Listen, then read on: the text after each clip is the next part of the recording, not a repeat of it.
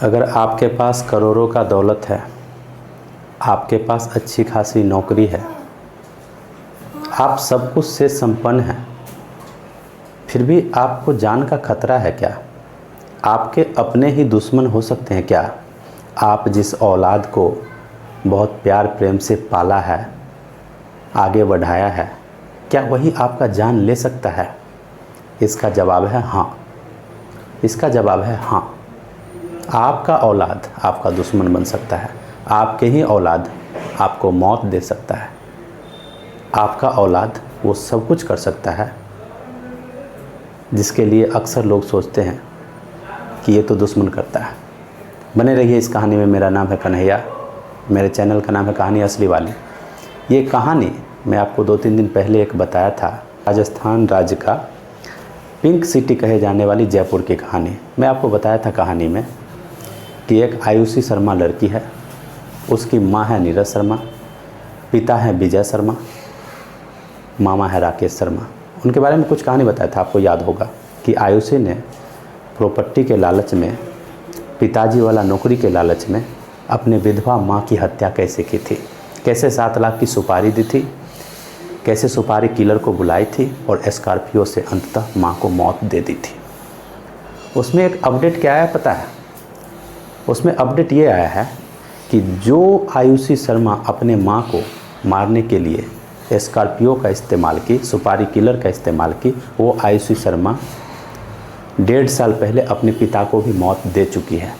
अब ये पुलिस में हलचल मच गया है।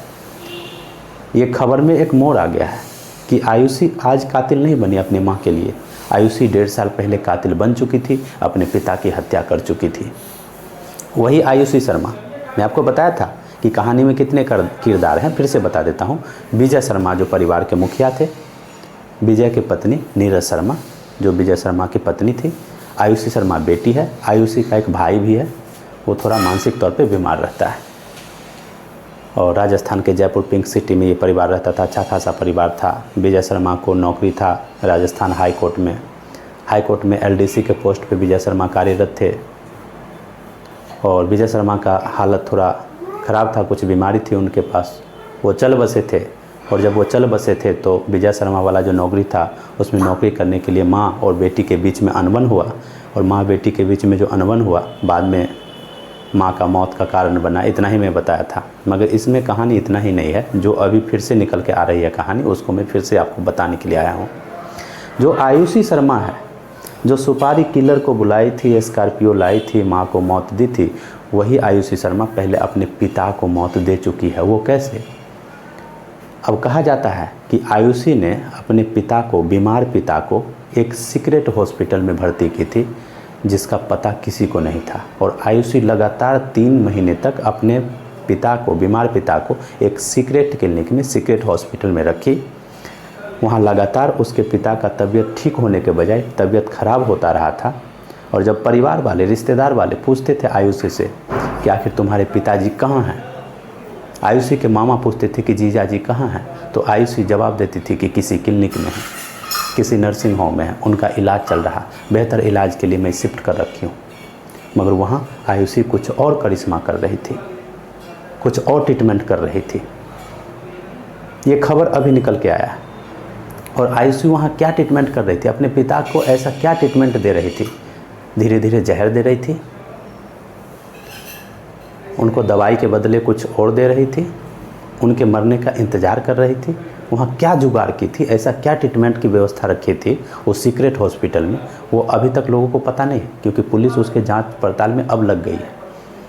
उसके लिए अब स्पेशल SIT की गठन भी हुआ है। अब जो आयुषी शर्मा के माँ की मौत का जांच कर रहा था, अब उसके पिता के भी मौत का जांच होगा। और हो सके, अब चांसेस ये कह रहा है, संभावना ये है कि आयुषी शर्मा अपने पिता को भी मौत दी होगी। अब किस तरह से मौत दी, कैसे दी, वो तो जांच का विषय निकल के आएगा। एक चीज़ और बता दूं आपको, आयुषी शर्मा के साथ मेल जो खलनायक है वो है आयुषी का कज़न, उसका नाम है बलराम शर्मा। आयुषी के चाचा हैं मोहनलाल शर्मा। ये तीनों मिल करके विजय शर्मा को भी मौत दिए थे और विजय की पत्नी नीरज शर्मा को भी मौत दिए थे। अब देखिए जांच में क्या निकल के आता है, आयुषी शर्मा ने अपने पिता के साथ क्या की थी, कौन सा षड्यंत्र रची थी, ऐसा क्या ट्रीटमेंट दी थी आयुषी कि उसके पिता को भी मौत हो गई, वो मैं आपको बताऊंगा। अभी तक के लिए इतना है। नमस्कार, मैं कन्हैया कुमार।